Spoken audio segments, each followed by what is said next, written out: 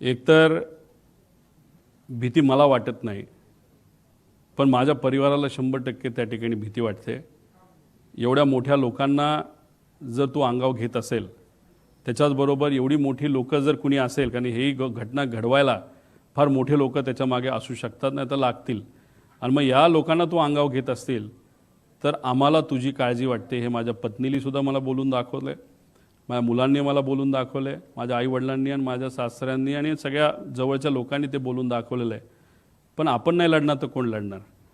कारण का हा विषय अतिशय भावनिक आहे, महाराष्ट्रासाठी सुद्धा आणि आमच्या परिवारासाठी सुद्धा। जर भीतीपोटी आम्ही थांबलो, शांत बसलो, तर आम्ही मराठी माणसं कशाचे आणि आम्ही पवार कसले? आम्ही लढत आहोत, ठीक आहे, भीती आहे। उद्या जाऊन या बाबतीत काही गोष्टीची दक्षता आम्ही घेतली आहे आणि बघू आमचे कार्यकर्ते सुद्धा त्या बाबतीत काय भूमिका घेत आहेत। उद्या जाऊन आपण बघणार आहोत। काही कार्यकर्त्यांनी इच्छा व्यक्त केलेली आहे की उद्या जाऊन कुठेतरी काही वेगळ्या पद्धतीने आपल्याला काही प्रोटेक्शनच्या बाबतीत करता येईल का, पण तो त्यांचा त्या ठिकाणी विषय आहे।